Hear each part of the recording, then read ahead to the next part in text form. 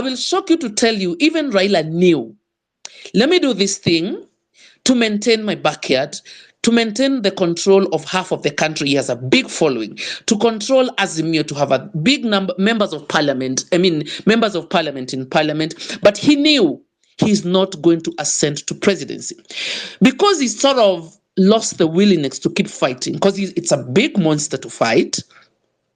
When the election is done, he'll quickly be meeting the ambassadors. He'll quickly be meeting the EU commissioners, because the players that be have to manipulate both sides. That's why even now, his AU seat is really attached to these foreign bodies. They just want to balance an equilibrium in Kenya, because we are the products in the market. We are the slaves. They're squeezing every little life out of us as they manipulate a sitting government and manipulate an opposition. And as we sit here, discussions are underway of building a government of sort of national unity. I don't know if they're going to call it coalition. And they think that is going to quell the cry of Kenyans right now. They just want a working situation to continue pushing their social economic agendas, which are not Kenyan, which are not for the good of any Kenyan. And you will see they are going to have cabinet positions next week, and you will see what these people are doing. They are working together.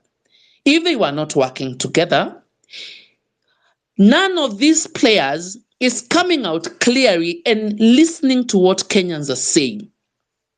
Because what Kenyans are saying, this government is not fighting for us. Even on the smallest level, this government is not fighting for Kenyans. For the people that can study and do this, if you study the Venezuelan hand in the Kenyan government, it was huge. The foreigners played a big role in diverting the will of the people. And I will tell you again and again, what you see today is not what Kenyans voted. Thank you, Eric, for your time. Oh, what do you mean? My Lord, I wonder.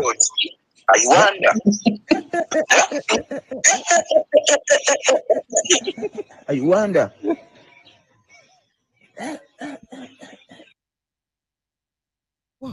What I'm going to teach you in. So, Cyprian, go on. I can't take this. Okay, thank you, Eric. Allow me to bring in Mr. Tony Gashoka into the broadcast. So kindly, you can proceed.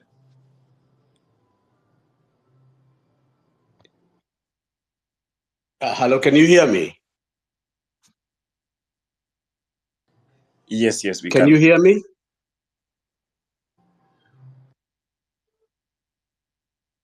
This is an important subject because it's dealing with economic pain. Economic pain is actually the whole purpose of any government. And unfortunately for ourselves right now, the government is not being held to account. When the framers of the 2010 Constitution put it together, under Article 4, which declared Kenya to be a republic, there was the provision that Kenya is a sovereign republic under Part 1, but under Part 2, the Republic of Kenya shall be a multi-party democratic state founded on national values and the principles of government that follow Article 10. The reason that I'm bringing this up is because the only way in which a democratic republic can function is when the government of the day is held to account by the people of the country. Hello? Am I being heard? Yes. Go on. We can hear you. And I want to bring this alarm because Jimmy Wanjigi was speaking competently about what the executives have been doing wrong. And he was talking about the need for us, the people, to hold that government to account. But the only reason that we are being asked to hold the government to account is because of the failure, complete failure of the opposition. And therefore, we cannot have any discussion about progress in Kenya with only Ruto must go. There must include the removal of this parliament and this Senate. Because the President Ruto, when he came into office, his first act was to buy political parties. All of you saw how quickly he moved to do that. And where he could not buy the parties, he bought individual members of parliament. Under our constitution, which is modeled under the Westminster model, the opposition is meant to be an official opposition with equal power to a government so that they can oppose the government of the day in order that the people can get a better government. And the public finances in the consolidated fund are meant to fund that opposition equally as they fund a cabinet and as they fund the presidency, so that at any point the country is having a mirror. Our country is having a dual view, dual highway as to what is happening in the country. And since we allowed Ruto to raid the opposition benches and to actually assume the majority leader in parliament, when actually Azimio won the majority of members in parliament, then nobody is holding Ruto to account. Traditionally, the watchdogs in parliament, the Parliamentary Accounts Committee, the Public Investment Committee are chaired by the opposition. And the constitution under the Westminster model envisaged that a government cannot police itself. It must be policed by the opposition. And the Attorney General and the Auditor General and all the heads of any corporation or ministry were required to go to either committee for scrutiny, the same way they would have to go if the president was to summon them. And these are the reports, for example, that came during the Goldenberg scandal, during the Moi time, during the Kibaki time, the agro-leasing scandal, and so forth. But now what you have is the executive in full control of parliament, in full control of the executive, and therefore there is no accountability.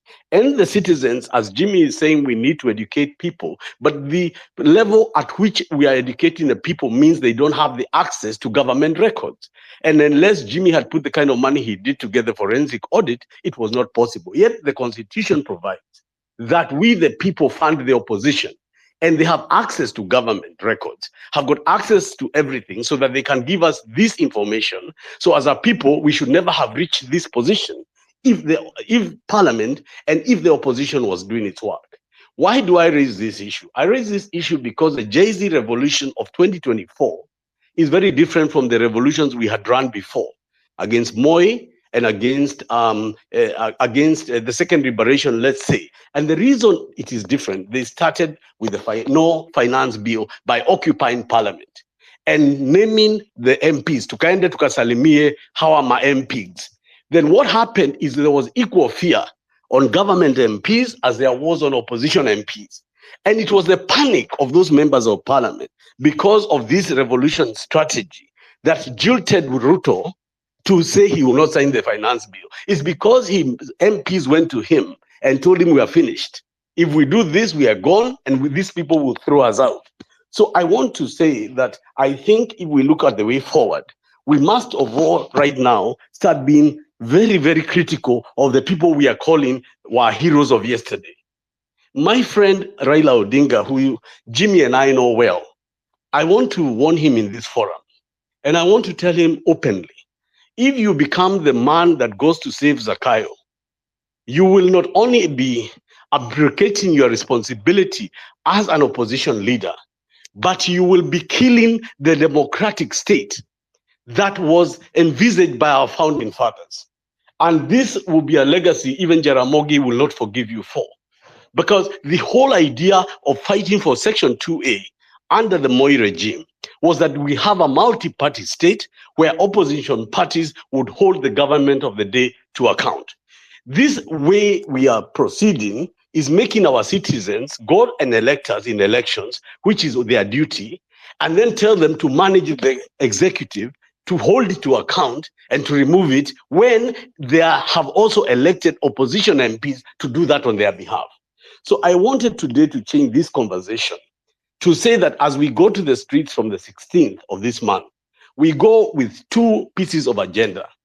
That even if Ruto was to go home, but we elect this kind of MPs, we are going to go nowhere. I want to give two examples. The MP for Silesia, John Waluke, was convicted by a competent court of his peers to 67 years in jail for stealing 1 billion shillings from the National Cereal and Produce Board.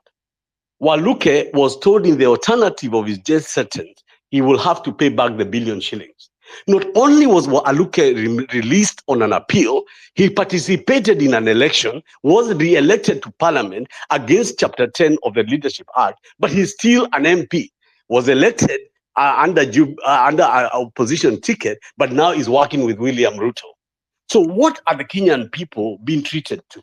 We are being treated to musical chairs of these people who have been corrupted in the system. So it doesn't matter if they're in the opposition or in the government, they are all in one boat. And this is why we must sound this alarm. Because if the MCAs in Eldoret or where that young lady was coming from, I could hear her pain of this Finland money. If all the MCAs of the opposition had taken her clarion call, I can tell you that money would have been paid back by the county. But because the executive is not doing it and the opposition is not doing it, this young girl becomes the advocate of the grandfathers and grandmothers of that area of Kenya. So today I want to say this, and I really hope that Raila Odinga's friends are on this line. Because before this, the only critic of Raila Odinga was Meguna. And I found sometimes he could be excessive in his language. But I want to tell Odinga, after working with him for several years, Kenya is at crossroads. And this particular time, I know you're having resistance from other leaders of Azimio who are not boarding on this idea of a cabinet reshuffle or an idea of some kind of dialogue. I want to tell this country why the court rejected BBI. BBI was rejected by 5 judges of the High Court because they said that this was driven by the president and Raila Odinga. It was not driven by the public. It was not people-driven. And because it was not people-driven, the judges, Judge Ogunda, Judge Ngugi, Judge Nyaga, and Matheka, and all of them said that the only way to alter the constitution is to involve the people and get them to begin their agenda. Now, when you say you're going to have a dialogue, and you're calling it a public dialogue, but you're not involving the people, you are saying it as Raila. You are going to do to us again what you tried to do to BBI. Because the people who are marching and who started this agenda asked you to stay at home. Why are you leaving the house? Stay where they asked you to stay. If they want dialogue, they will ask for it. If they want to talk to Ruto, they'll ask for it. Why are you intervening in a constitutional moment where the people are only acting because the opposition is not acting? So as Jimmy is saying, if these matters had just also had more people giving Jimmy some space, if there were more leaders in the opposition, if there were more people adding voice and adding firewood to this fire, this issue of economic rape and economic destruction of Kenya would have reached all of us sooner before we get from the frying pan to the fire. Why am I raising these things? I'm raising these things because I was a press officer or press head of ODM in 2007 and working for Raila Odinga. And that time, I remember that when there was post-election violence in Kenya, Anyang' Nyong'o, who was Secretary General of ODM, wrote a letter to The Hague, to the prosecutor, and said, as ODM, we would like to bring information of crimes against humanity that were done in this country. And they named William Ruto as one of the offenders, according to the violations that could amount to human rights. And following the letter of ODM, William Ruto was charged with 3 crimes of forcible eviction of population and so forth under the Charter of Human Rights. And the same Raila today is telling us that this thing he saw on the streets where 41 people were killed, when he was leading demonstration, 70 somebody people were killed. He's okay with it now that he can talk to Ruto for some dialogue to form some government of national unity. Then I have a duty to call out who was my former friend and say, as much as we are fighting Ruto, we must fight you. Because if you are going to take the country back every time we move forward, this generation cannot inherit our mistakes because we have allowed this to continue to be the modus operandi. We go forward and deals are made from IPPG, a settlement, political settlement. We go back, government of national unity. We go back, I don't know, we go to NADCO. From the day we went to NADCO, what one thing has been implemented in NADCO? People told me the other day there is the electoral commission. That electoral commission, who will appoint those people who will go to appoint commissioners? It will be a meeting between Raila Odinga and William Ruto. And if Odinga remains compromised as he is, how do you think we'll have a people's electoral commission? And that Okay. is why this nation, this country at this time, must do everything possible to constitute a public constituent assembly, form a transitional authority, and take power. And I want to say, if we do not do that, then these generations and those people who died will repeat the mistakes of their fathers. We are going to go back to a talking shop. We are going to go back to political settlements. Raila will be the chairman of the African Union. His daughter will be the head of somewhere in Yala, and Kalon and whoever else will be where. You know, I just want you and this country to understand the dangers we are in. The dangers that we have are not tied to the executive. They are tied to abuse of the 2010 Constitution. As I finalize, I wanted to say that under the 2010 Constitution, Chapter 4 gave the Bill of Rights. And that Bill of Rights, read together with Chapter 1, where the sovereignty is with the people, was put in Bomas of Kenya by very senior people like Yash Guy for a reason. Because they foresaw a situation where the government and the opposition betray the people. So in the 2010 Constitution, and Kenya has one of the most advanced constitutions in the world, they put the Bill of Rights, where the sovereignty ran with the people. And to change that constitution, the executive could not manipulate the opposition to change it. And why the BBI was defeated by the High Court is they said if the executive conspires with the opposition to change the constitution, then the public will be have no defense. And this is a preserve only for the people of Kenya. And therefore, I would like to encourage. I want to thank Eric for this opportunity. I didn't want to get deep into the economics because I thought speakers before me have got very clear issues on the public debt and where it is and the problems that we have. And of course, that it's really impossible to solve this problem without either a default or a forgiveness of debt. It is just not possible. So my parting comment is that, ambition without knowledge is like a ship on land. And we may be happy saying Ruto must go, but I fear that if we don't change, not just the people who are in parliament, but the way we vote to a tribeless, active, informed election throughout the country, if we do not reduce the cost of leaders, we have 47 counties when we could have 7. We have a woman leader or woman representative who does nothing. She has no duty in the constituency. She has no duty in the county, paid by the public. We've got so many parliamentarians, I don't know how many hundreds, when we could have just 100. We have a bloated system because we said, if we decentralize resources, governors will be okay. Now we have got 47 centers of corruption. Nairobi County should be a ministry in the government of Kenya because of its enormity. And because it is late in the day, and I know many of these people will have things to say, I just wanted to contribute into this conversation that maybe we should have a bird's eye view, a deeper assessment on protecting the democratic state. And it cannot be protected by the executive alone. It must be protected outside the executive as well. Thank you very much. Thank you very much. Gen Z, I'm waiting for my young siblings to come. Where is Kiduze? Kiduze. Is he there? Kiduze? Chwani. Hello? Chwani? Yes. Oh, I mean, yeah. Go on. Please go on. Chwani?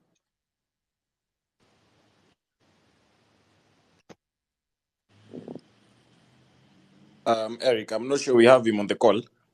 Yeah, he's there. He's there. I'm waiting for him. I've seen him here.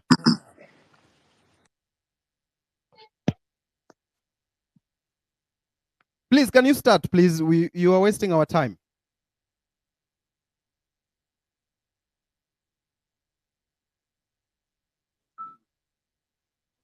Can you go on?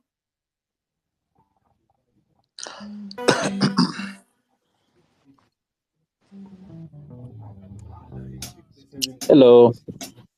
Go on, please.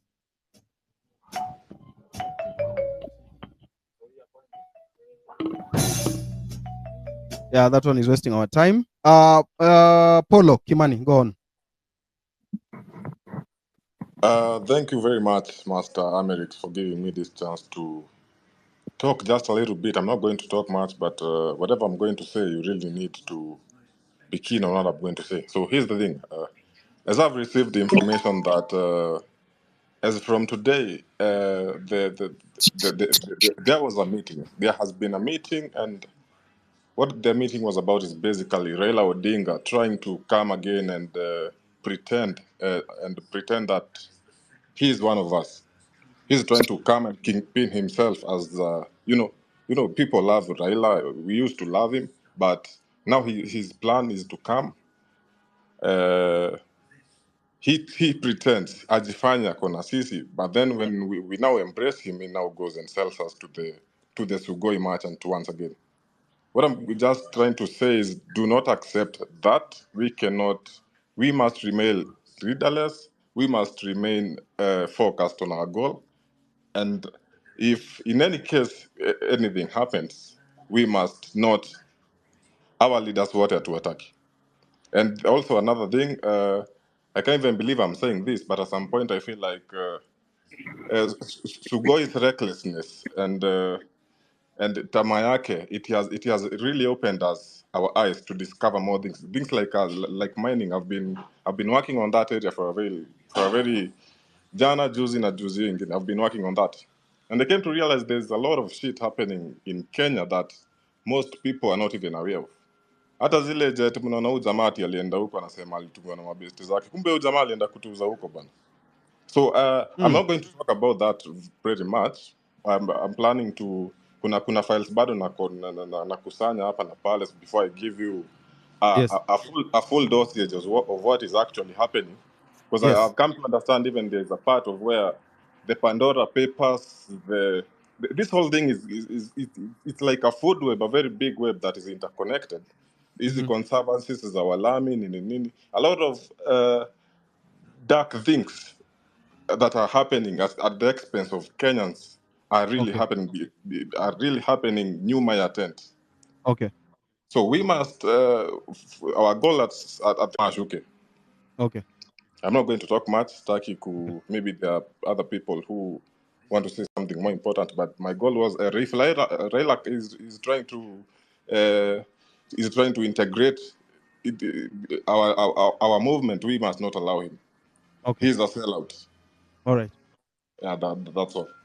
Thank you very much. There Eric, was can you hear Mercy me? here who talked a lot about fertilizer and I've heard Tony talk about the members of parliament, how they've wasted us. I'm not giving a chance to politicians to speak, but there is this politician who voted no. I think is the only one from Bungoma County. He should tell us why he voted no and why his other colleagues voted yes. He should tell us. Jack Wanami, Bumula. How are you, sir? Mzuri sana bwana. Yes. Mzuri, go on. We give you 4 minutes. Thank you for inviting me in this space. I'm Wanami Wamboka, Member of Parliament, Bumula constituency. Voted on DAP ticket Azimio, and of course I voted no for the finance bill for reasons that are clear. That one, William Ruto is taking this country in a different direction. I was a sponsor of the Linturi Oster motion because I believed, and I still believe, Mithika Linturi needs to be in jail. Now, listen, Kenyans, you have a minister, first, who brings in contaminated sugar, which has gone to affect Kenyans. And by the way, you may not realize today, a lot of Kenyans are going to suffer from cancer cases because of the contaminated sugar that got its way to the market of Kenya because we had a fraudulent minister called Mithika Linturi. And Kenyans move on as if nothing happened. Then this guy brings in fertilizer that is contaminated. He moves, and because of his issues, he goes and gives a company called MEMS Distribution Company, of course, belonging to his former brother-in-law, which has never been involved in distribution, manufacturing, or fertilizer in any way. So that MEMS proceeds now to look for real manufacturers and distributors of fertilizer in the name of chaos. These guys ordinarily just fraudulently give Kenyans bad fertilizer.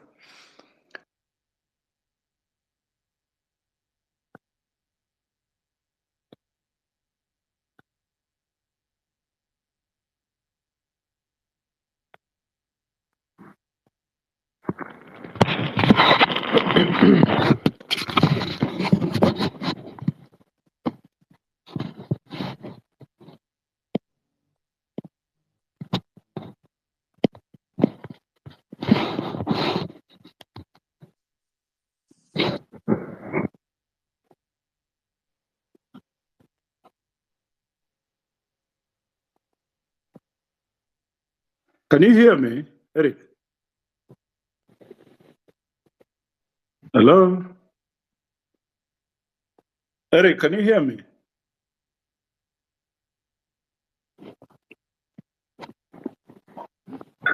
Yes. Wamboka. Okay. You see, the guy oversteps the constitution, decides to deal with the National Cereals Board, who does not have the mandate to deal, distribute, manufacture, package, and everything about fertilizer. So when the thing came up in the public, of course, Mithika Linturi was a crook. He's a fraudster. I looked around. I'm also the chairman of Public Investments Committee, Education and Governance. So we oversight. One of my roles is to oversight government. So I decided to put in a petition, a motion to remove Mithika Linturi. And by the way, we successfully impeached Mithika Linturi. 149 against 33. That those members who were not in parliament that day, who wanted to vote virtually, and the list could have been even longer. They form a committee now to look at the merits and demerits of the motion. I was so frustrated. At that time,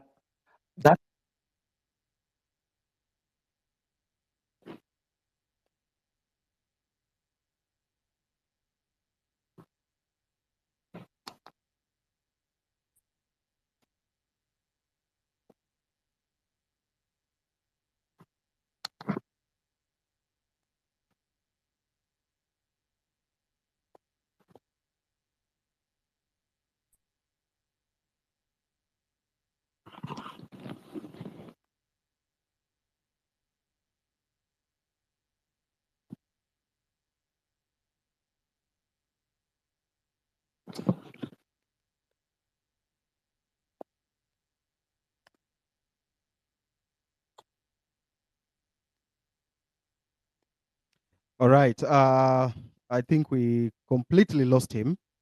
And let me welcome Stay Hidden. And then Stay Hidden, then Mahanu. I want more of these Gen Zs. Where are they? These 24, 23, 22-year-olds. I want you here. I want you to speak. This is your generation. This is your movement. Stay hidden. Stay hidden.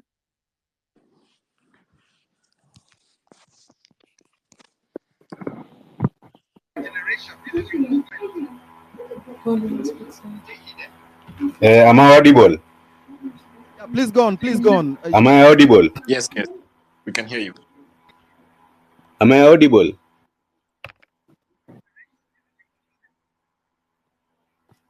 Oh, okay.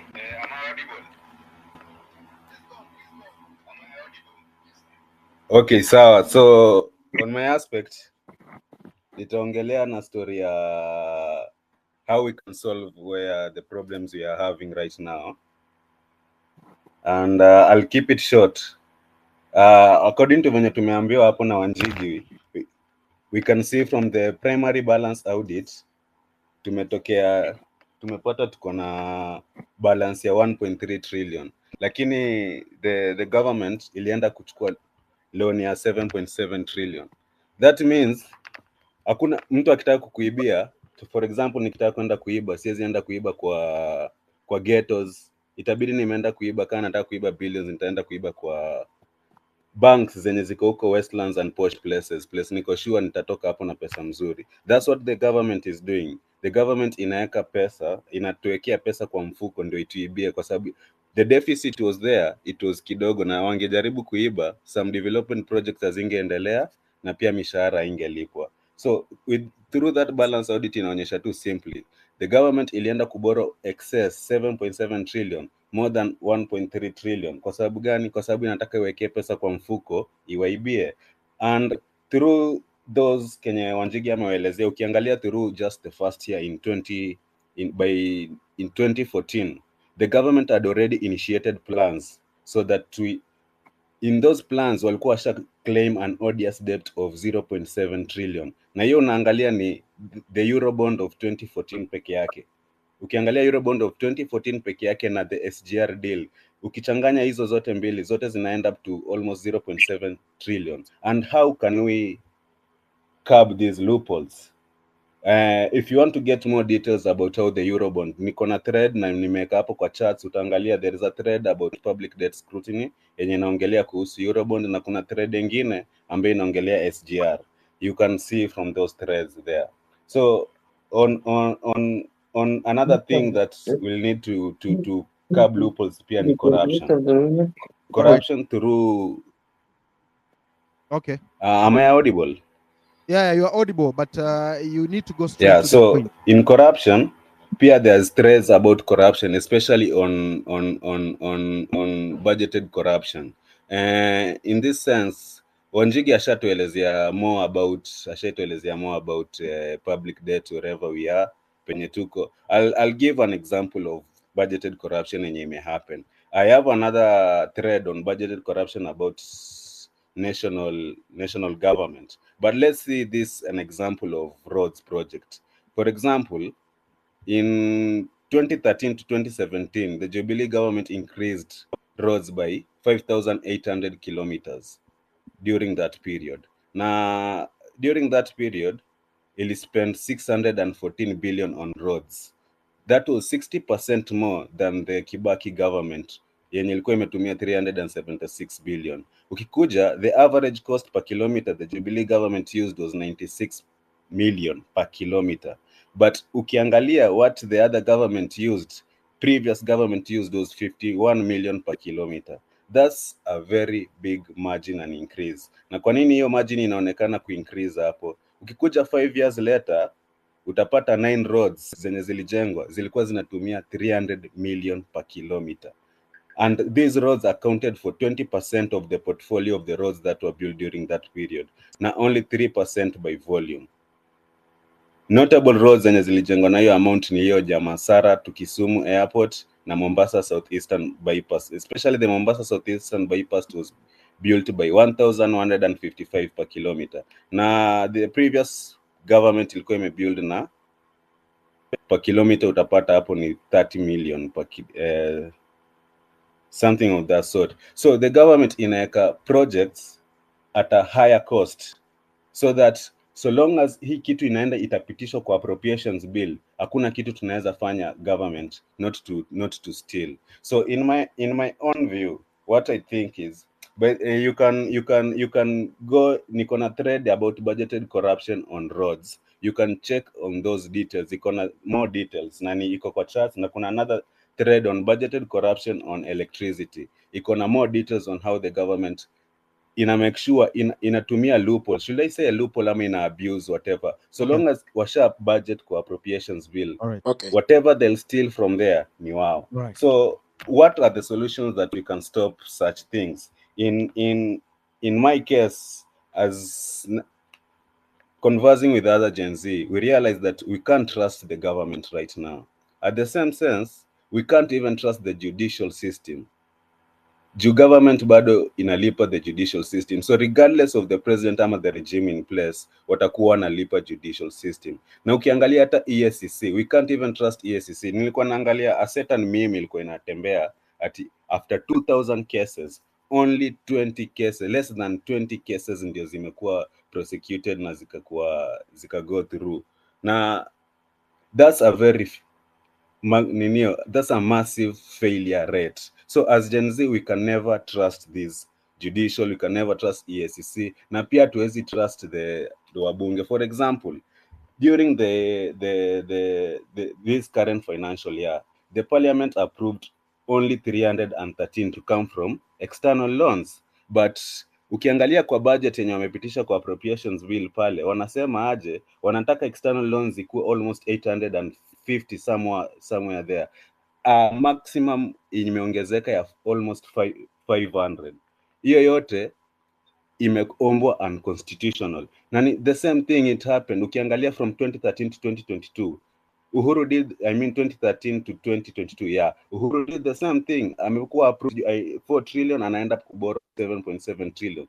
These are loopholes they'll continue to use. And if set up policies that are inscribed in the constitution, hawataacha regardless of the president or the regime in place or the members of parliament in place. So in my own view, I think we can have a Bitcoin, a blockchain system. A blockchain system, let me break it down simply so that people can understand how can a blockchain system help us. For example, let's assume umekuja kununua nyumba, let's say umekuja town, no, ama you are in Thika Road and you're looking for a house na umepata Roysambu, I'm there. Umenipata mimi ndio nauza nyumba. I give you a folder. In that folder, wiki open page 1, unaona 2001, this house was built. Ukifungua next folder, unaona 2002, kulikuwa na renovation ya mabati and what not. 2003, but ukiangalia nyumba, unaona hii nyumba ilijengwa na ile bricks ama mawe zile zilikuwa zinatumika na wazungu, the British by that then. Hauwezi trust my folder.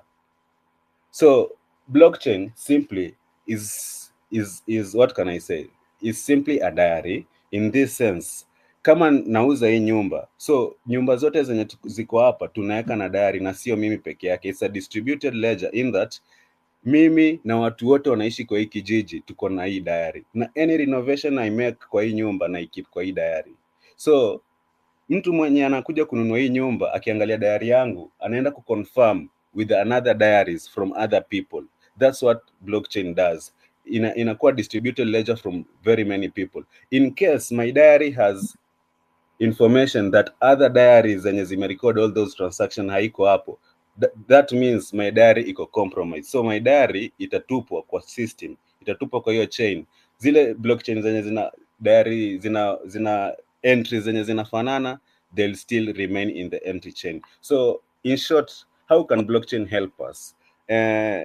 For once, Wind up, hata please. kama President Ruto amefukuza the cabinet secretaries, we as Gen Z, we don't trust that ati Ruto atakuja back appoint other cabinet secretary based on competence. Hatuko sure, maybe ata appoint bado on political loyalty or that. But for example, through blockchain voting, tunaweza amua kukuwe na certain threshold ya watu fulani kwa kila county ama kila constituency, wapige kura through blockchain voting so that to approve hiyo sisi wananchi tugeuze power ikuwe power, we bring back power to us as citizens, so that sisi citizen tupige kura through blockchain voting. Haitaitisha pesa mingi ya IBC ku hold elections. It's just a blockchain voting. So long as uko na phone ama laptop, utapigia, tuta approve that CS. Another thing, loan approval.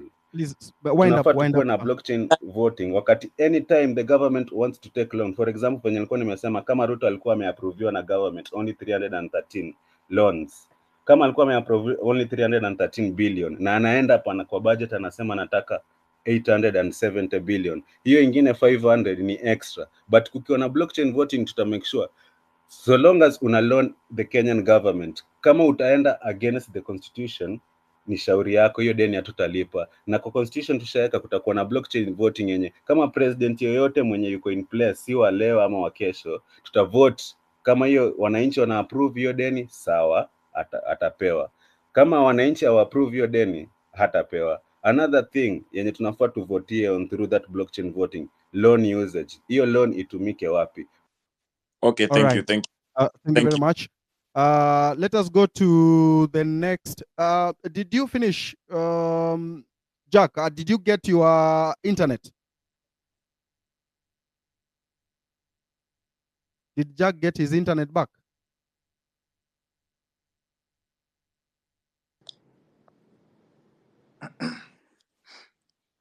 Jack, did you get your internet back? As we wait for Jack to finish what he was saying, where is Chwani? Where is Chwani? He's nowhere to be found. He's nowhere to be found. Yeah. Mahanu, yeah. Mahanu can go on. Okay. Yeah, thank you, Eric. Can you hear me? Yeah, we can go on. Thank you. Thank you for the invitation. My name is Titus Mahanu. I am I'm an advocate of the High Court of Kenya. I practice here in Nairobi for over 10 years now. I have been working in my own small way to try and dismantle these cartels that are tearing down our country. I've been doing my bit, especially on issues that concern KEMSA, because I'm one of the service providers there. In fact, on the 22nd of this month, we have a huge case that involves the chairman and some part of the management that are demanding a bribe of 15 million from me before they can approve payment of the services that we rendered.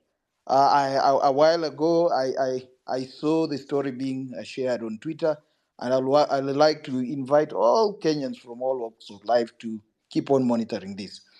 So back to the issue that concerns what we're discussing about. I'm going to talk about three issues.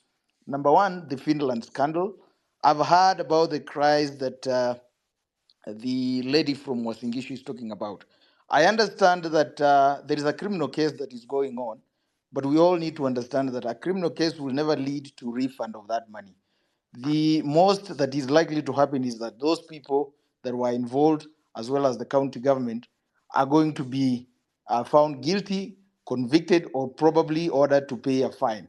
But still, the money that was lost it is highly unlikely that the money is going to be refunded. So what needs to be done, because Eric and the viewers are asking that the real action that needs to be done at this particular moment is we need to put our heads together and file a recovery suit against the county government of Wasingishu, as well as Senator Mandago and all those scoundrels that were involved in this heist.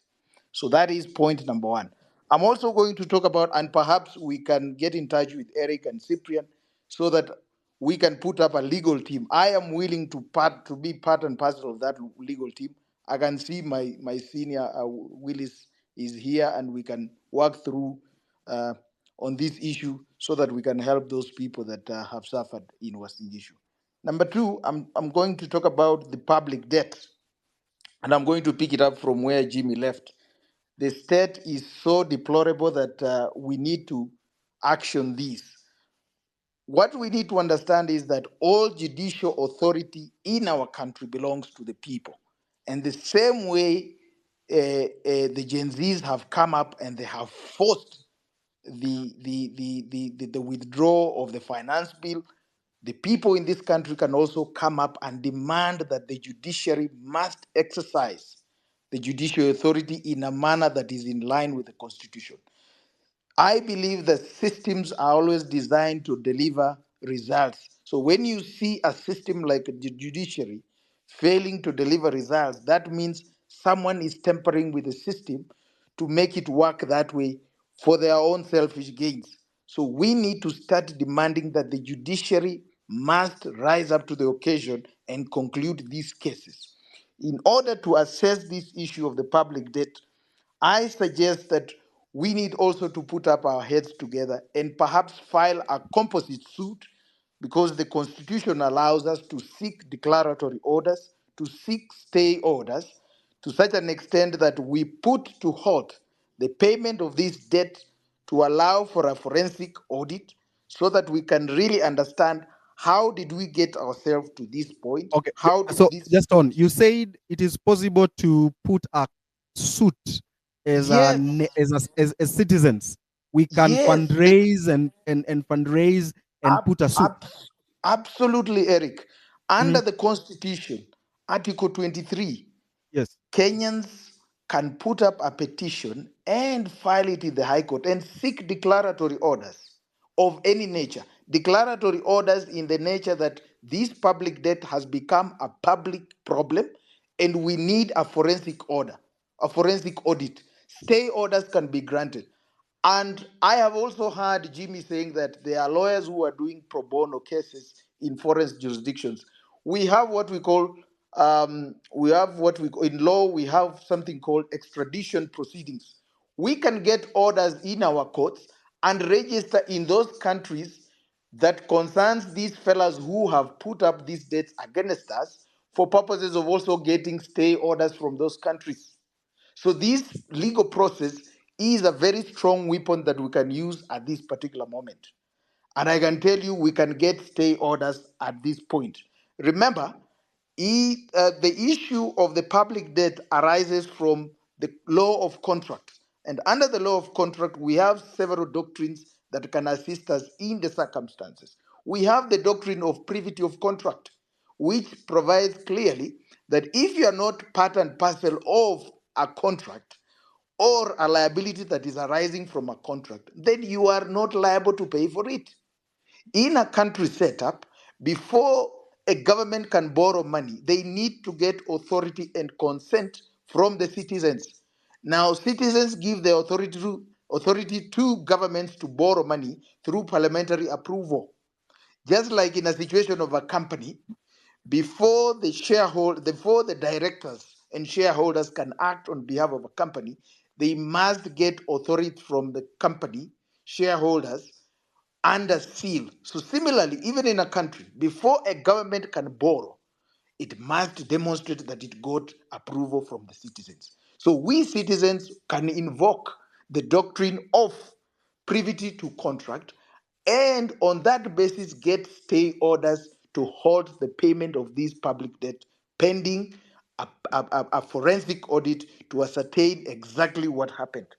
Of course, the other doctrine that will help us is the doctrine of ex tupi, whereby if an act arises from an illegality, there is no way, if you are part and parcel of that illegality, you may want to benefit from it. So IMF, the Paris group, the London group, the Chinese, and the Eurobond, how it's being manipulated, cannot purport to benefit from this illegality if for sure it has been demonstrated that the manner in which these debts came to be is not according to what is contemplated in our laws. And almost as I conclude, the doctrine of estoppel can also come in and assist us in prosecuting this case.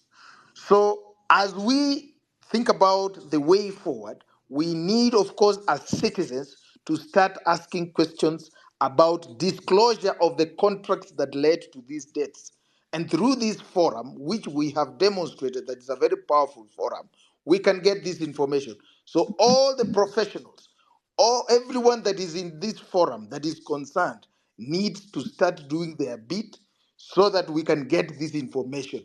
Let us start, probably, Eric, the next session we are having. Let us also have a status update of the matters that we want to progress insofar as this debt is concerned. Let us try to come up with a number of professionals, lawyers, accountants, auditors, so that we start compiling materials for purposes of getting these court orders. So that is what we need to do.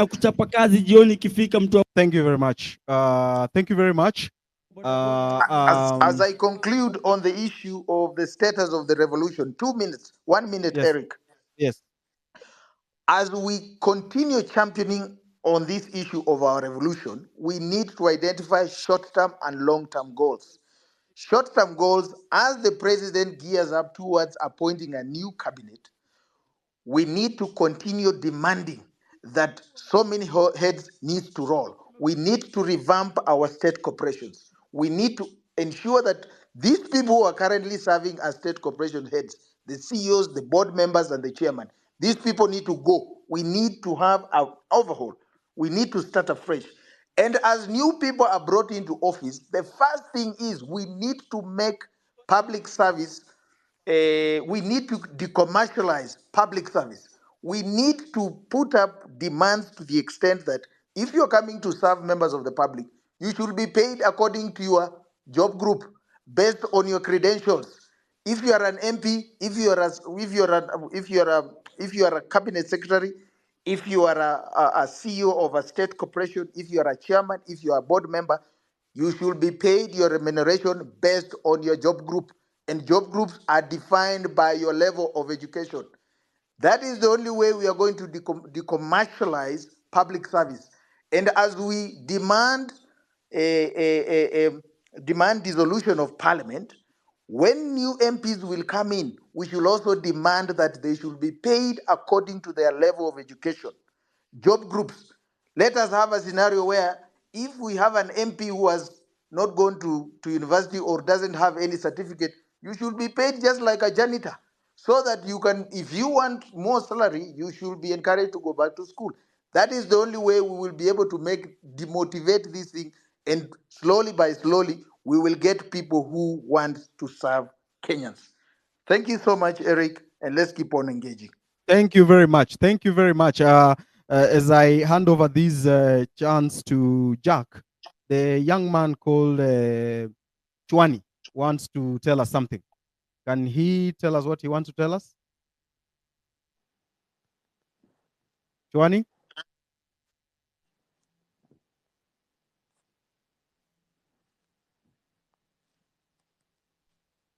Chwani, can you start?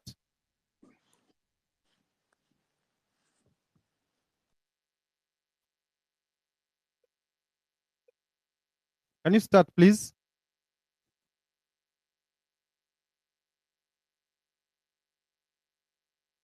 Chwani, can you start? Hello. Can you go on, Chwani? This is the last chance I'm giving you.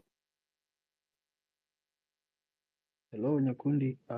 Can I speak? All right, consider that chance gone. Let me talk to Jack. Jack, you were saying something about fertilizer and the contaminated sugar and the cancer that we are going to experience in the next many years. What is this? Jack?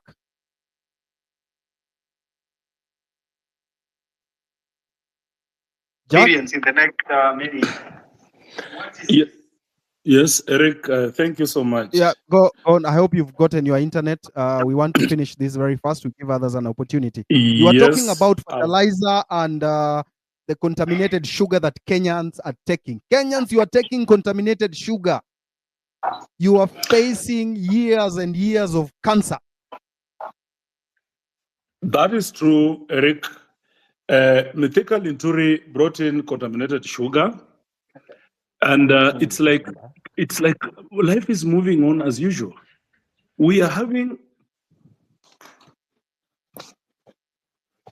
Hello, can you hear me, Eric? Yeah, go on, go on. Your internet is the problem, but go on. We are going, very sorry we lost the people like Keuna. And in the near future, we are going to have a disaster because of the contaminated sugar that came in under Mithika Linturi and went to the market. And the president is laughing about it. Everything is normal. Life is going on in Kenya as usual. That one aside, we have a fertilizer scandal. A minister brings in fertilizer, and fertilizer that is not fertilizer, that is mixed with maram and cow dung. At the end of the day, the net effect is that the production, the food we are going to harvest this time, I was at home, you have a cob of maize that has hardly less than 10 maize tablets on it. It is a disaster. So when I realized this, I'm also a chairman of the Public Investments Committee, Education and Governance. My work is to audit government, is to put government into proper checks and balances. I was so pained because I come from a farming region. Bomola is a farming region and largely Western Kenya. So when I prosecuted the removal of Mithika Linturi went.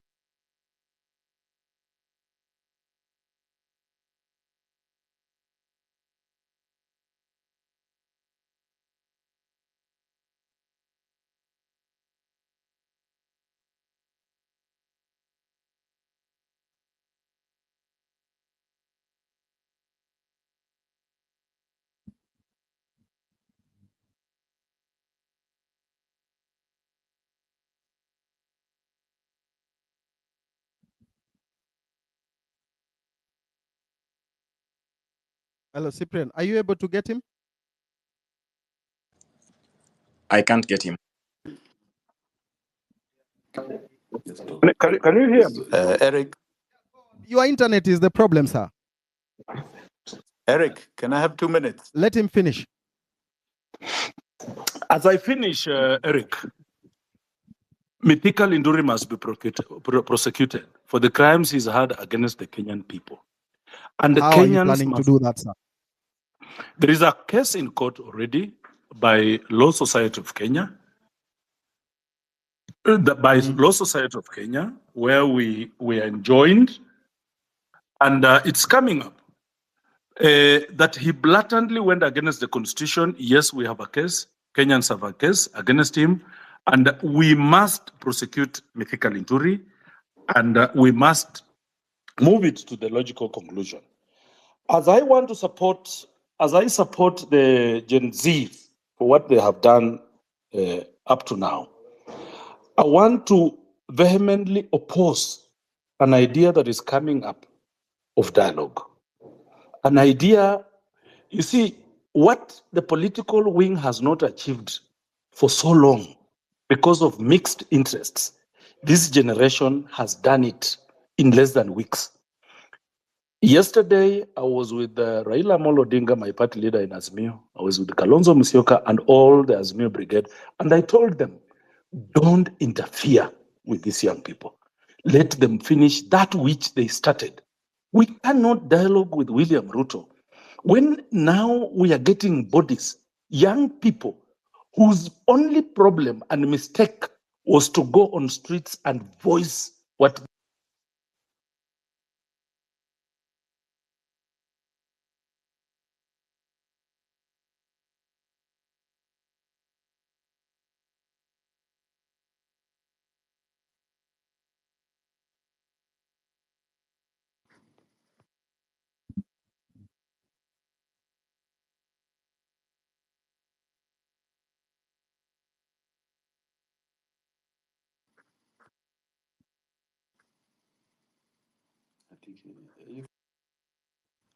Yes, Eric? yes. Go on.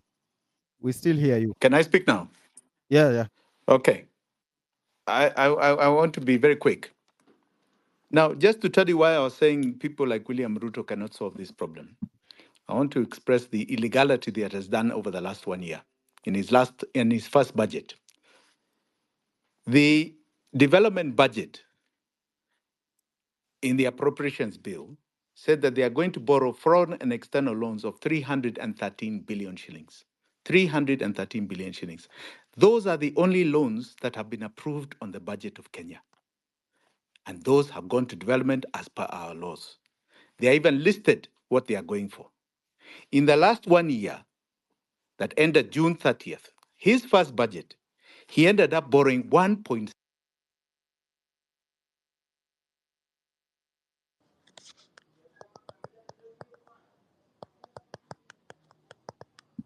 We can hear you. Go on.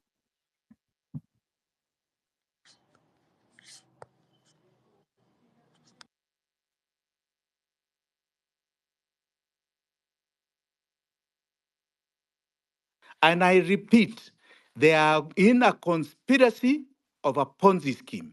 And I again repeat, KCB, Co-op Bank, and Equity Bank,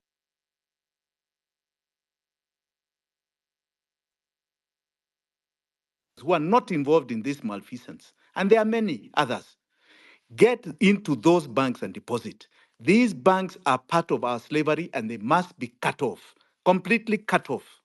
And I want to say, in addition to this, that the only dialogue we should be talking about with William Samoei Ruto is a dialogue at the ballot box, no other.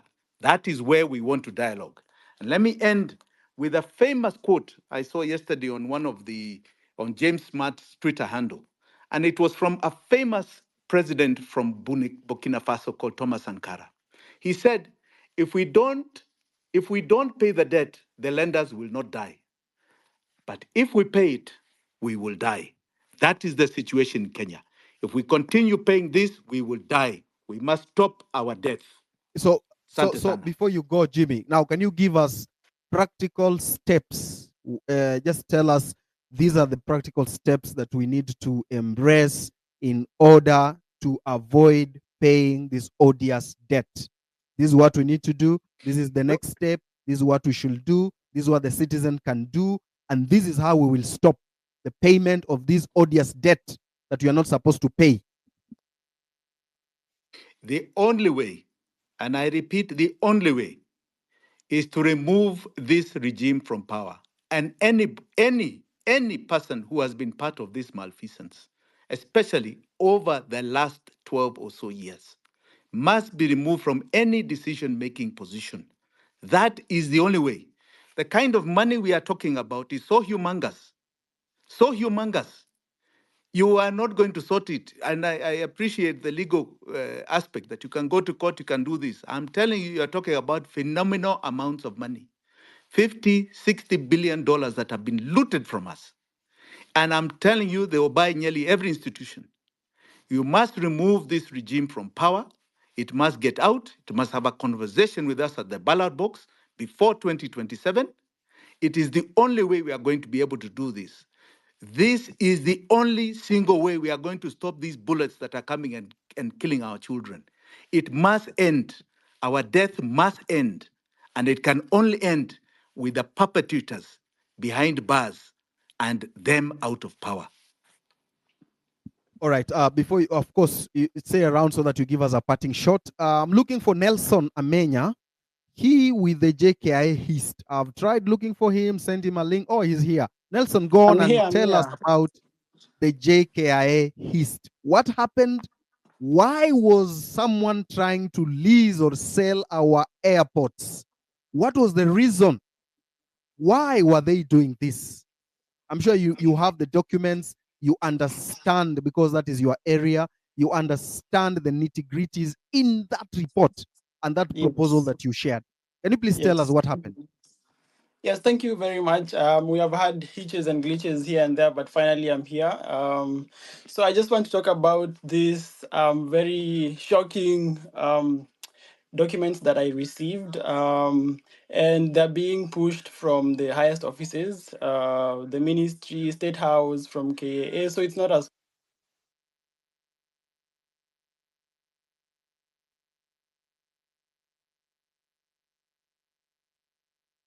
they can be able to trace them.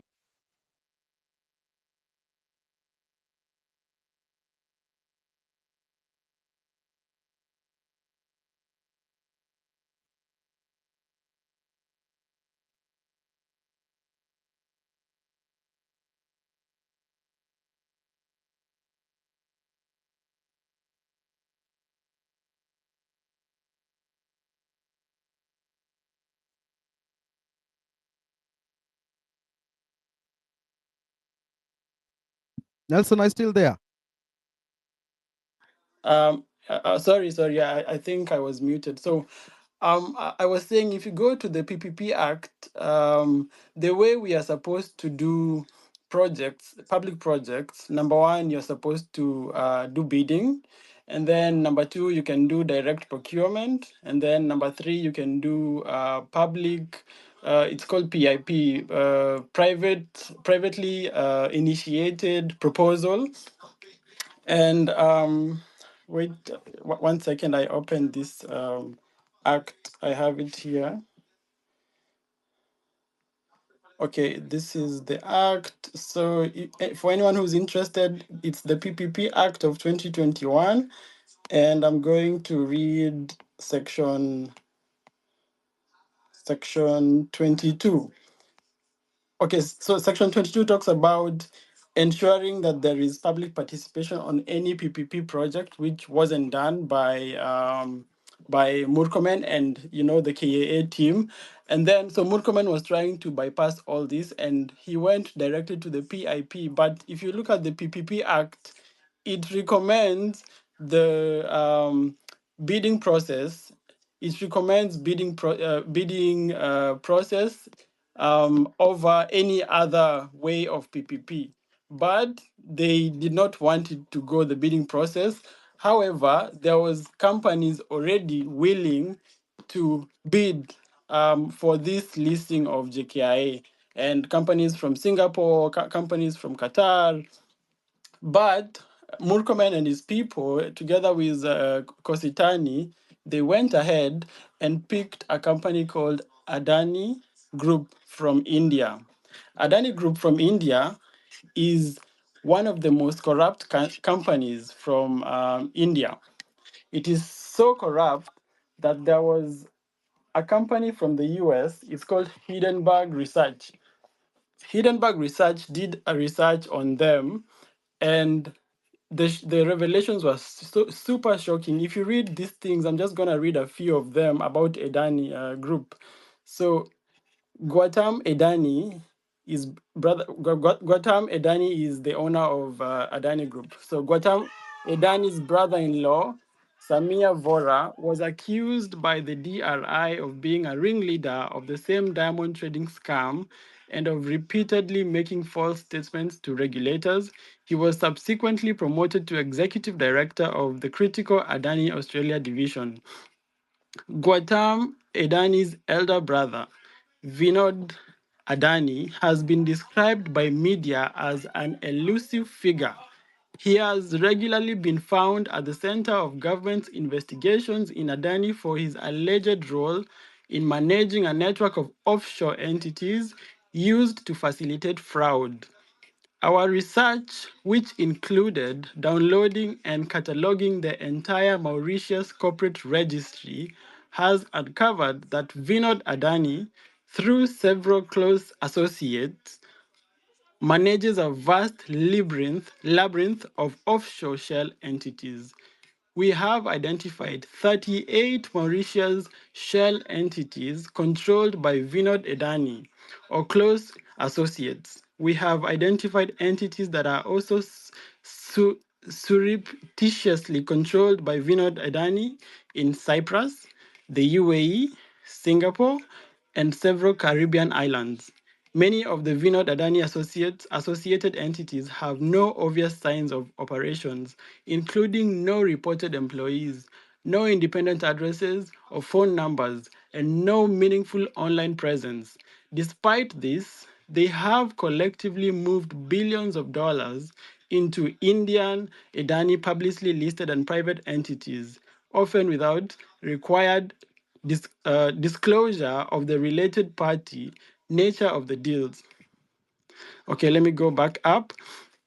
The Adani Group has previously been the focus of 4 major government fraud investigations, which have allegedly money laundering, theft of taxpayer funds, and corruption, totaling an estimated US $17 billion. Adani family members allegedly cooperated to create offshore shell entities in tax haven jurisdictions like Mauritius, the UAE, and Caribbean islands, generating forged import-export documentation in an apparent effort to generate fake or illegitimate turnover to siphon money from the listed companies. Key listed Adani companies have also taken on substantial debt, including pledging shares of their. It goes on and on and on. They have over 300 corrupt cases, and at the moment, Adani Group is led by a man called Adani, and he's the third richest man in the world. He is second richest man in India. So corrupt is the man, and the companies that they have been named. They have a scandal called the short selling scandal, and it's the biggest corporate scandal in the world in history. So the reason why I'm reading all this is because this is the company that Murkomen saw fit to lease our JKIA for 30 good years.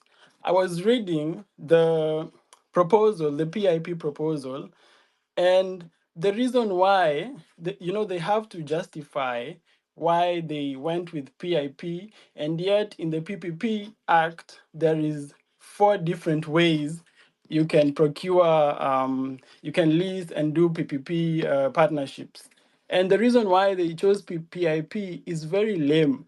They say in this document that the reason they choose PIP is because if they do bidding, it will take 18 months. And in addition, after they have submitted the bidders, it will take an additional 4 to 6 months to go through and peruse through the bidding, the proposals, and then identify one person or one company to do this project and to lease out JKIA for the next 30 years. So the reason behind PIP is very lame and does not qualify why they chose it. And then number 2, they did not do public participation. It's hidden. Everything is shredded in secrecy. Everything is being done in hush tones, and no one knows anything about this deal up to today. And my sources say that in about a month, this deal is going to be inked, and it will become, as you know, in Tanzania, they are already operating their ports. So they are hoping that even in Kenya, they will quietly enter and sign the deal without Kenyans knowing what's happening to the most precious international airport, JKIA. And we know JKIA is one of the busiest airports in Africa. And to make it even worse, JKIA in their report does not make losses. It actually makes profit. And they have actually said that JKIA is they're underpricing their services. If you compare it with Addis Ababa is about 50 to 60% more expensive for carriers to run their operations in Addis Ababa, to land, all these landing fees. If you compare with JKIA, and they propose that they will double the prices in Kenya. If you double the prices of JKIA alone, last year they made about 13 million US dollars in terms of profit, and about 90 million US dollars in terms of revenues. So if you double, it means JKIA will be going towards 160 million in terms of revenues and about 26 million in terms of profits after you've deducted all the operations and everything. So this alone shows you that JKIA is not Haijalemewa. It can still operate by itself, and we can still go on and do all these projects that we want to do, minus this very super corrupt company that Murkomen wants to impose on us without public participation and without a bidding process where other people who are more qualified and who are don't have integrity issues were ready to bid, but they were shortchanged by these corrupt people surrounding the deal, and they don't want people to know this. This is why we have to speak out about this.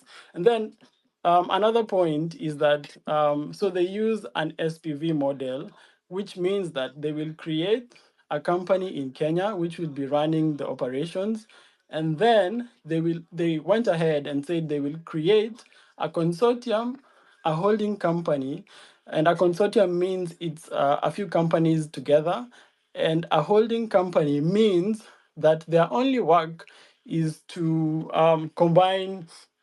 So, like, for example, I used to work for a company that is a multinational. So, a multinational normally has a corporate head office, and the corporate head office is only a holding company that just consolidates the income only. There is nothing else they're doing. They don't do business, they don't run anything, they just consolidate their subsidiaries. So, they've created a holding company in UAE. UAE, as you've heard from the report, is a tax haven. This is how people evade tax. This is how people want to do the double Dutch sandwich. This is how people want to, like Murkomen, if they want to have the shares in companies, they will take it to the tax haven. And then from there, you cannot trace this money. So we are asking, why are they doing this kind of corporate structure where they have to go through a tax haven like Dubai? Why can't they just operate as a Adani from India directly to Kenya? And if you go through Dubai, it means that they are able to do something called transfer pricing. And this is how even European companies are stealing from Congo, from Botswana, from so many other different African countries. They steal from these countries through transfer pricing. So, how it happens, if, for example, Adani says they have a patent, intellectual patent, or whatever patent they have, they will come and say that Adani is charging the Kenyan SPV for such and such a patent. So the income that we make as JKIA in Kenya will be deducted. You know the way EBITDA works, they will deduct the patent as a cost. So by the time it reaches where we have to deduct tax, they have already deducted fake costs in terms of transfer pricing. And this is why they are doing this thing of we have to have a company in the UAE and then another company and another company. And if it spans towards different jurisdictions, it's harder for us to track our money. And so Okay. this is, yes, Amerix. Yes. I want to interrupt you a bit. Francis Uh-huh. Francis has been saying a lot about JKIA and how JKIA has been limping, but we can hear from here that there is profit. Francis, what is your comment on this? Because Nelson says JKIA makes a lot of, or KAA makes a lot of profit. I heard there he said something like 13 million. Yet US we are being dollars, told yes. every time that it makes losses. No. Francis. I think I was never about, I was mostly about Kenya Airways. I was mostly about the leases that were embarked on.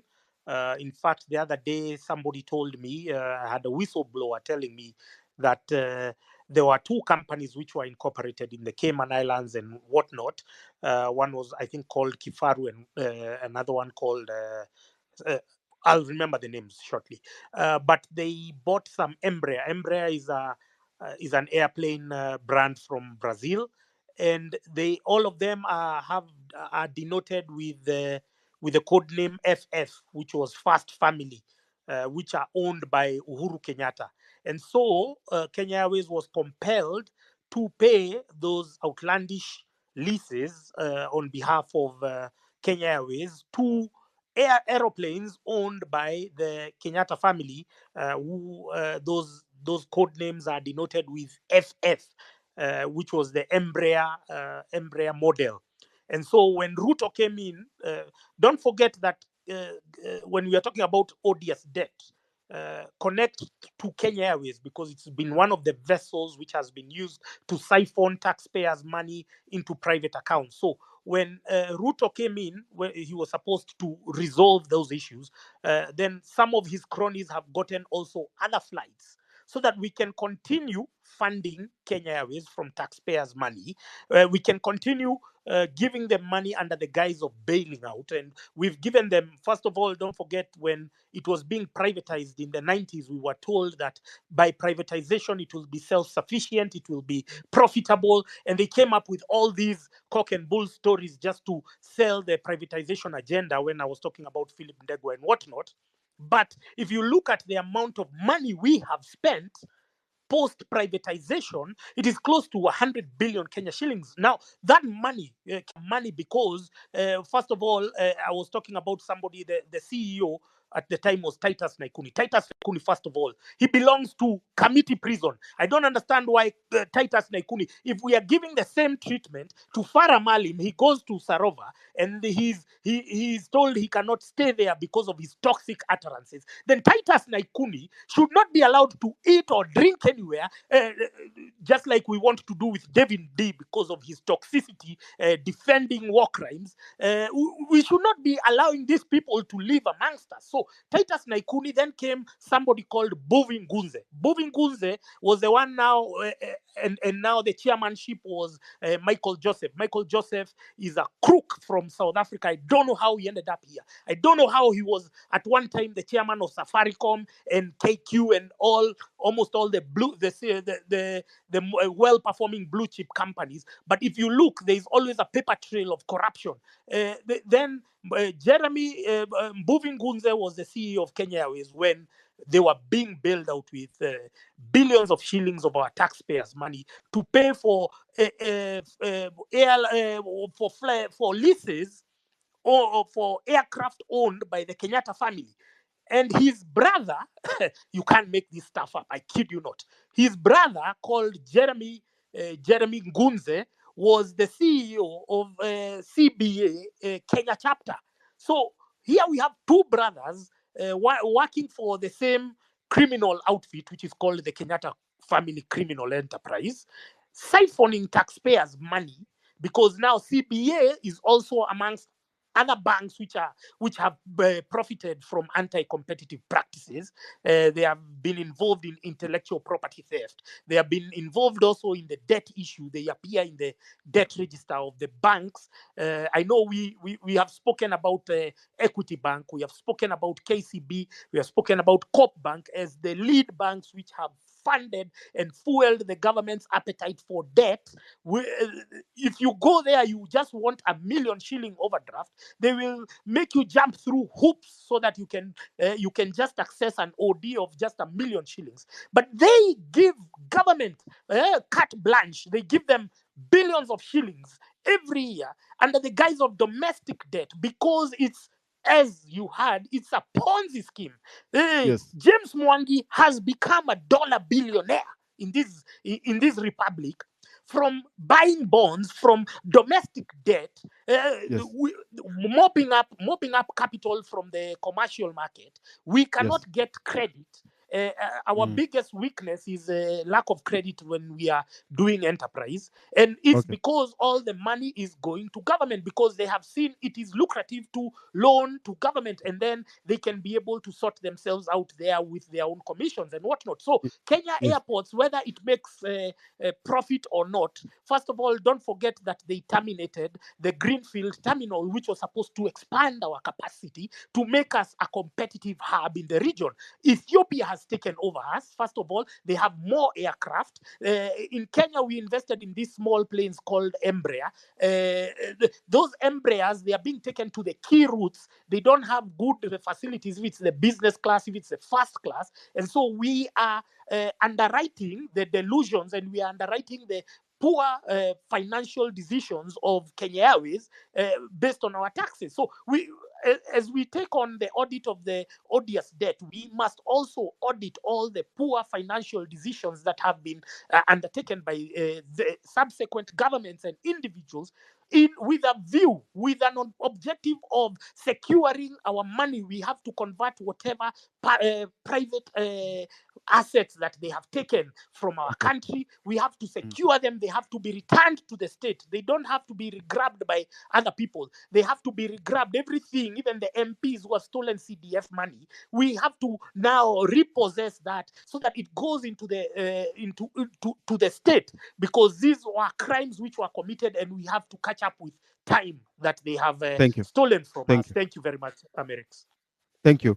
All right, Nelson, that was just a kicker on what you were saying. Maybe you can tell us in a few minutes, 2 minutes or 3, before we give Mercy Tarus and the rest. I can see Soko analyst here and the others. What can we do as a nation? You know, we talk too much, but in your opinion, because you are the professional here, what can we do? The lawyers are here to guide us on the legal journey. They can tell us what to do, but what are you going to do? Or what do you propose we do as a nation to ensure that such kind of heist and the people behind it are put in jail? Thank you, Amerix.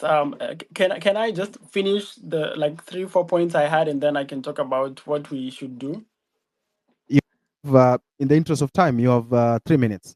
Okay. So I just wanted to also say that in this deal and proposal, they're trying to propose the government to concessions, and one of the concessions they want is that they want to operate in Kenya tax free. They haven't mentioned the number of years. They just say they want to operate without paying corporate income tax for some years. And also, I don't know if this is standard in deals, but they're saying after the deal is over in 30 years, JKIA will have to pay for the capex, and also they will have to pay them for the capex, the money they used for the capex, which is 1.5 billion US dollars. And in my view, this 1.5 billion US dollars is the same amount of money we saw the Eurobond theft, the money that never arrived in Kenya. So it means that we are able to even finance this project on our own if we can take back the money that has been stolen. And they're also saying that after the 30 years is over, it's not over because they're asking for 18% equity in JKIA forever. So this means that basically they will own us forever, 18%. And this is totally unacceptable. And mind you, this company is the least performing company in India in terms of airport operations. And their biggest project is called Navi Mumbai. It's their only biggest project that you can compare to JKIA. The rest you cannot, they're too small. And even this Navi Mumbai is going to be finished in 2032. So we are entrusting people who have not even done a project of this magnitude in any of their projects to do it in Kenya. Like we are being used as scapegoats. So, and your question, Amerix, about what we need to do is it's very simple. We need to make a lot of noise, and also we need to start preparing to take over these positions. We cannot just be in the outside and every day, we keep complaining about bad governance. We need to be the leaders we want to see. We need to go into those leadership positions. You have seen in the UK, they were inaugurating very young Gen Z leaders into the House of Commons. So this needs to happen also in Kenya. But at the moment, we need to increase the pressure. We need to occupy JKIA. We need to occupy all those offices until these things stop happening. This is how revolutions happened in the past. I've spoken so much about the French Revolution. It was the young people who went and demanded, their rights and demanded for what was right, and it happened. It's not easy. It can take a lot of time. It can take shorter time, but if we keep pushing, it will happen. And also, I have spoken about critical junctures, how in history, when a revolution happens, you have two choices. You can either go the side of whatever people are talking about, like Sudan and the rest, or you can go the path of prosperity. And this is what happened in France. This is what happened in England during the Glorious Revolution. This is what happened in the US. This is what happened in many other prosperous nations. They were at this critical juncture, a revolution moment, and they chose to go the right direction. So this is the moment that we as the young people, we need to choose which direction to take our country, to either reclaim it and go and become prosperous and to say no to all these things that are happening now, or to turn our eye and lose the revolution and everything that Jimmy Wanjigi has just spoken about to continue. So the choice is ours, but everything is laid bare on us. And there is a saying, as I finish, that I quoted in one of the spaces. It says, in every generation, we have our mission. So every generation has a mission, and it's upon us either to fulfill the mission or to betray the mission. So it's upon us today as the young people to either fulfill our mission of economic liberation and independence in Kenya or to betray it. Thank you very much, Nelson, for that in-depth There was only one person who had a remaining issue, I think because of network. I'll give them a minute or two. Mercy Tarus.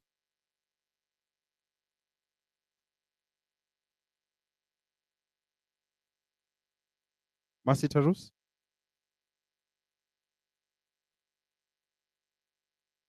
Yeah, go on. Just unmute your mic and start talking so that we don't waste time. Thank you very much. I hope you can hear me Yes. now. I hope you can hear me Yes, now. yes, yes. Thank you We very are giving you much. 2 minutes. You can switch on. You can switch off Yes.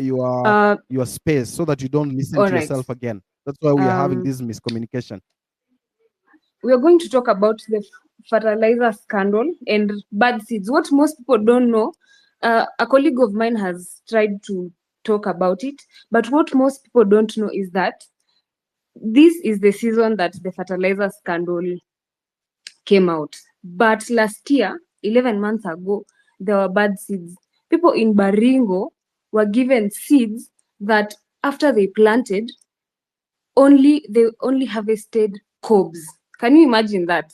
So you guys, you need to think about, is this a sabotage or what is this? What is happening to the food security?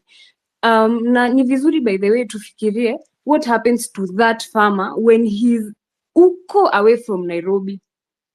When these people came to do a community forum and hear from the farmers, they were given a report walifaa walete Nairobi. Awase report yenye walipewa walete, they wrote that report and shelved it. And then the report that came to the Senate was not the report that they took from the farm. Now you can imagine this farmer has loans. Huyu farmer last season alikuwa sabotaged. This season amekuwa sabotaged. So inamaanisha ikifika next year umse hatakuwa na doya school fees. Sasa kuna food insecurity. A farmer whose main economic thing is farming, sahi hana food. Now, this is manufactured poverty. That is how they keep us in line. This person now has lifestyle diseases because of depression, stress. Anafaa alipe school fees, hana pesa. Last season haku harvest anything, this season hata harvest anything. Most probably next season, they will come up with something else to make that farmer remain poor so that they can depend on that MP, on that woman rep, on that governor, and all those leaders. But again, that is what the government does for you. As I finish, why are we here? It is because the people that have been put in those offices, they don't have merits. We lack meritocracy. Umse hajui policies zenye anafaa kufuata. You can imagine a whole CS is being asked if they know about that fertilizer. And what do they say? They say, my boss knows that there was fake fertilizer. And then first of all, before aseme hivyo, anakata anasema mimi sijui anything about fake fertilizer. Someone who is supposed to stand on such an important ministry. Again, integrity issues. So this person hana merits. This person does not know the policies because they don't have any merit to be in that office, and they do not follow the rule of law. So they have integrity issues.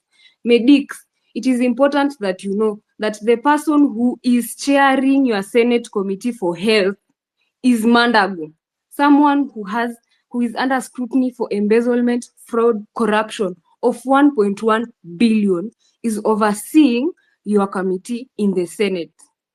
So that when you start asking why you are not being posted, why they want to not follow that CBA policy that you guys signed, you know who is behind that thing. We want the president to understand that being fired does not insulate you from prosecution. Watu wa State House, kama mnasikia hii, go and tell Mr. President that we have said that even if you fire them, it does not insulate them from prosecution. Right now, we have food insecurity due to that fertilizer scandal, due to the bad seeds that were provided to the farmers. And now we want to sit pretty and look pretty as if nothing is happening in the country. Repentance, Mr. President, without restitution is just hot air. Hakuna kitu yenye umefanya hapo. Sasa umse ameenda amefanya cabinet yake. hiyo haina shida. But sasa aliwafaya very ceremoniously, amewaita mkutano, amewapea food, wamekaa hapo wamediscuss vitu zao, alafu after a few days ndo anakuja anatuambia, by the way guys, I fired these people. We are not stupid. You gave them a state-of-the-art send-off. Like they are going to represent us in a very lucrative spot. But we are watching. Now he's creating room for marriage between the government and the opposition, which is not about them, the government, or the opposition. And it seems like they are forgetting that. It is about the people of Kenya giving their lives for the rule of law to be upheld. Finally, this is not just about the people who have given their lives. It is also about those people whose lives have been brutally taken by the police. Mr. President, this is my parting shot. There is nothing as dangerous as a broken and desperate person fighting for a better future because he will do everything in his power to survive. Chelangat Mutai died on the Sabasaba of 2013 like a true hero. Let's give her flowers. Thank you. Thank you very much, Mercy, for that. Mwenye masikio amesikia. Lekish. Hi, Amerix. Before he speaks, I just want to say that deal ya JKIA, it's going to be signed in 1 month. So guys, we need to, make pressure, and also we are going to court tomorrow to make them release the documents and make them public for participation. All right. So you're going to court tomorrow? Yes. Yeah, please do. I think I'll create something like an mchanga or something so that this public litigation or public interest litigation, we can have a fund where people, if Kina Willis or whatever lawyers go to court, can be sending them some mafuta here kidogo and credit. So we will follow it up and see how it goes on. Thank you very much. Rufus? Thank you. Hi, everyone. And thanks, Amerix, for the opportunity. So my input on this conversation is that nobody is talking about the money. So the way we conventionally view the money, it's something that we use in our day-to-day lives. It's something that we earn when you work a job, when you do a business, but there's more to money, and I think everyone needs money. So the way personally I view money, it's a technology that we use to store value. In a way, or in a very simplistic way, if you go and work somewhere and provide labor that is worth, let's say, 10 meals, then you need to have a technology that stores that value so that when you need that value in future, you're able to recoup that 10 meals either for yourself or for your kids. But then the current system that we have with the Kenya shilling hasn't been working well. And this is due to the current monetary policy we are having.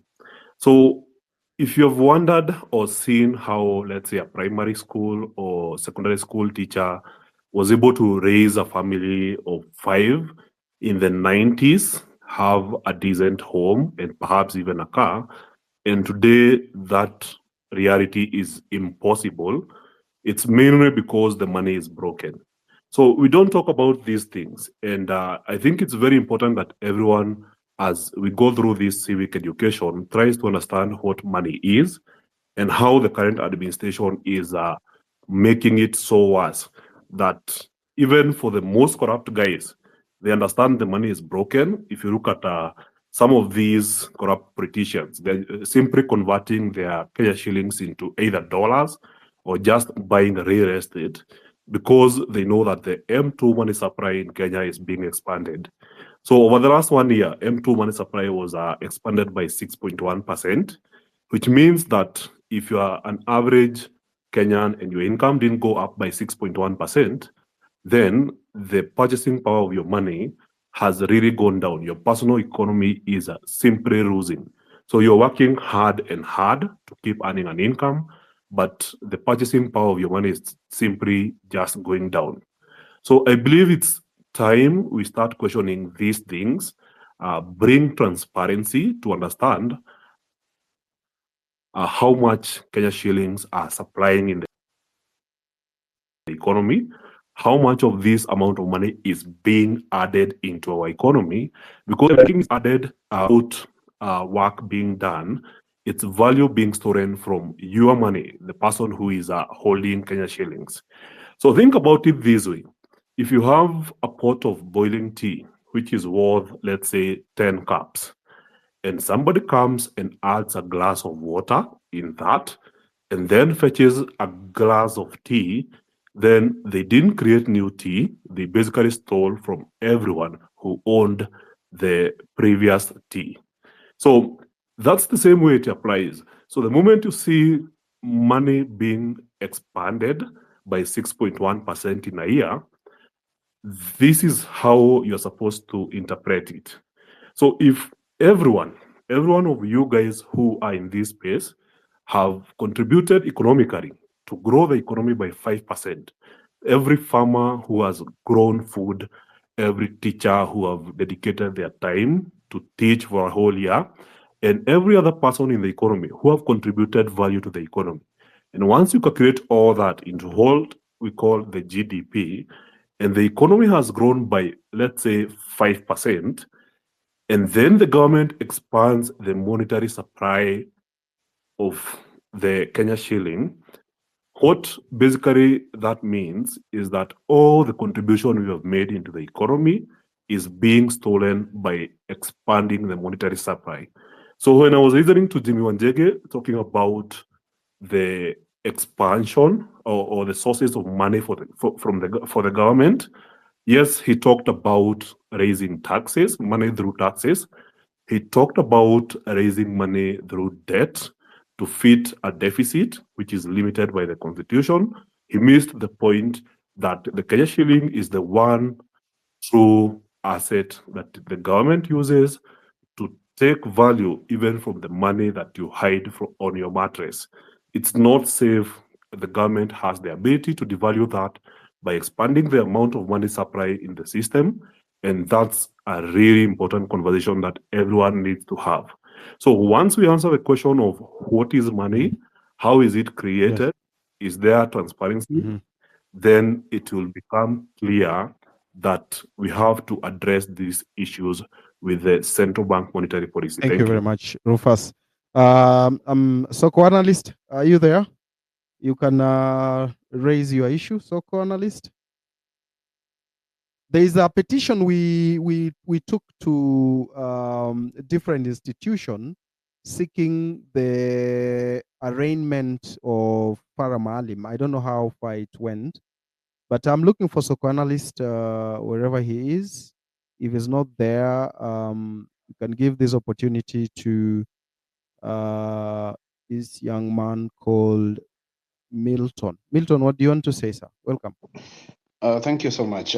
There's something that I've been really thinking about. Whenever we've had this citizen assembly, we've always had some members of parliament also coming in. Another conversation, I really concur with what Jimmy said about our debt, and I just think the best thing is just to default. But now, on top of that, our recurrent expenditure is something that is a very huge thing to this small country. Yeah. So I was thinking about this, and I wanted maybe Willis to advise us. Yeah.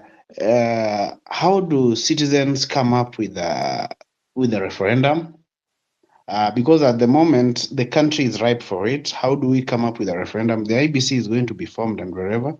How can the citizens come up with a referendum? Because we are paying people too much, and the country can't sustain that. And also, I think we are also paying the so-called Wakora a lot of money, and then I don't know how we are going to also balance the issue of integrity in leadership, because most of the time you get that we like most people vie in Kenya so that they get protected. you find a member of parliament maybe has been involved in cases of money laundering, or maybe a foreign nationals gold and such, like criminals. Most of them usually vie, so that when they're members of parliament or they're in leadership, it's at least easier for them to maneuver the cases. Because when you're a member of parliament and you're a criminal, there's a say, someone once told me that the government loves criminals in this way. If you're a criminal, so for example, let me say someone like John Waluke, that is a vote for the government in any bill they will bring. Whether they say that tomorrow, like we are supposed to like behead everyone, he will vote yes. Why? Because he knows that if he doesn't vote yes, the next minute the DCA will be there, and wherever he'll be accused even of terrorism. Right? That is the country we are living in. So the issue of integrity, how are we going to balance it next time so that people who have very bad like reputation and all that stay are prevented from vying? Maybe Willis can tell us about that, because that is something that it has been really traumatizing me most of the time. I keep thinking about it, because if we don't solve the issue of integrity, we are still going to have animals, not even human beings, very bad animals in parliament. And with Yes. that, they will always, because they will always be representing us, they will always vote for the wrong things because they fear being arrested. Most of these MPs, even senators who maybe they were in opposition and joined the government side, most of them, if you dig down, you will find out that someone ate something at KPLC. Someone was caught with there's a police officer who told me last year that there's a certain member of parliament who he jumped from ODM to supporting the government side. He told me that they arrested him with fake money. Yeah, they arrested a certain member of parliament with fake money. So this guy, he has cases deep down. So he has to support the government in whichever situation. So maybe Willis can advise us on that, because we need to reduce Oh, yeah. salaries and we need integrity to be something that we keep top notch. Thank you. All right. Willis will tell us that as we wind up. So, co-analyst, 3 minutes. Amerix, thank you very much. I don't have much to say, but one, I would like to urge every young person in Kenya to get an ID so that we can actually be able to vote out these people come 2027. Then number two, we need to actually study and understand how to recall an MP, because I believe if we can recall 50 MPs, we can have the remaining ones and impeach the president. Then number three is we need to understand that Ruto loves criminals, because that's the only way he can be able to leverage against them and get what he wants. Right now, every person is actually very angry and bitter. So let us keep up the engagement. Let us educate our brothers and sisters in the up country. Let us talk to our fathers, our parents, our grandparents, for them to understand what is really going on.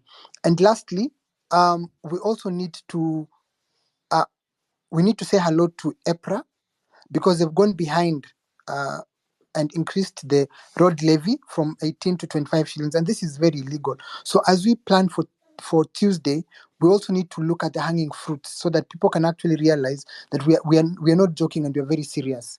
Other than that, thank you so much for Amerix and Cyprian for this space. Thank you very much. Thank you very much. Straight to the point. Willis, there's that EPRA, there's that levy that they have increased 18 to 25. Is it legal? Is that thing legal? It's obviously not legal. One thing I must point out at this point is that for all of us as citizens, what I like about this platform is that it brings everybody across the board. People who are working in government, people who have access to documents, people who have access to information. What we need to do as we are continuing with this struggle is encourage our people in those spaces to become whistleblowers. If you don't have the courage to speak openly, you can share this information even to Amerix, to myself, or to any other person who you believe has the courage of their conviction to speak out. Collect as much as you can.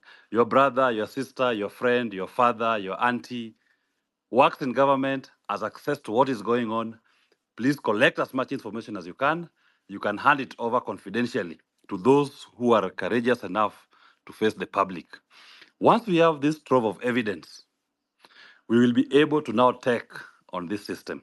I say that because you find most of these complaints, they are actually illegalities. These are criminal enterprise that is going on in the country as we speak. And to take down that criminal enterprise, part of it is we must get it on the streets, but also if we are to use their system, we must use that court platform to expose them and to call them to account. Even the CSS who've been sacked, it cannot just go for nothing. Those CSS, some of them were complicit in criminal activities. They need to be charged. If the DPP will not charge them, if I have access to any evidence that implicates them or any other lawyer, and there's already a team of lawyers who are out here trying all they can to collect evidence, and they are willing to present cases in court to even privately prosecute those CSS to answer for these crimes. For those of our people who have been killed, those of our people who have been maimed, in as much as Comey has now resigned, Comey must still be called to book. In as much as Kindiki has been dissolved, Kindiki must still be called to book. Those lives cannot have been lost for nothing. They must answer for the criminality under the command responsibility as we know it. And I was suggesting to some of my colleagues, and something we are exploring, there's this concept of universal jurisdiction, that in as much as you may think that you control the courts in Kenya, I can be free to file a case against you in an EU jurisdiction that recognizes the criminal concept of universal jurisdiction.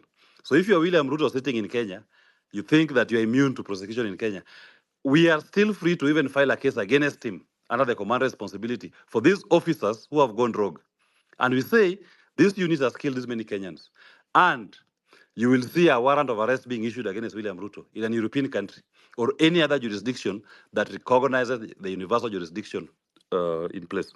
Like happened when you witnessed when a court in, some small court in France one day issued a warrant of arrest against Kagame. It was because, I mean, look here, you are being mentioned adversely. There's evidence that seeks to imply, and they issued warrants of arrest for him to appear in that court.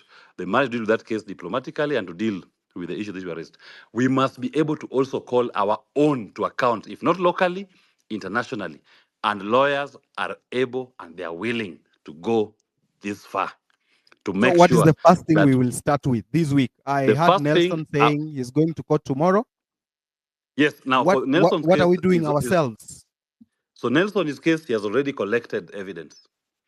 What I will urge that in these other cases, people to collect evidence and share them. Number two, as you suggested, sometimes they may need, you can even do a citizens forum. You raise funds to support lawyers who may be doing these cases outside there and may need some support, or to file those cases, getting filing fees, whatever it is. You can put that also in as a team. And you get somebody who is independent, transparent to manage and oversee. Amrex yourself, you are able to, I believe you have the confidence of the people to oversee something like that. But the main thing is that even when these cases come up, we turn up in court. We must show the courts that this case does not belong to the lawyer. This case belongs to the people of Kenya, and it is being pursued for their interests. Thank you very much, Amrex. All right. Thank you very much for joining us this Sunday. And it has been a great Sunday. Of course, everyone will have wanted to be given a mic, but as we say, it is not as easy as we expect.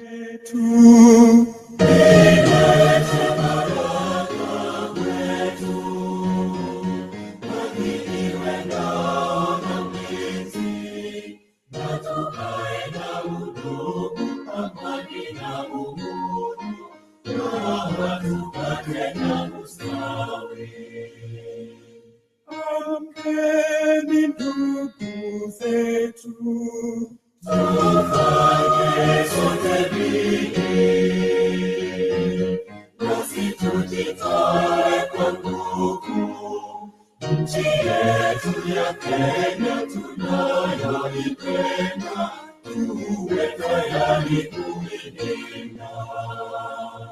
Na tujenge taifa letu, ndio wajibu wetu. Kenya istahili heshima, tuungane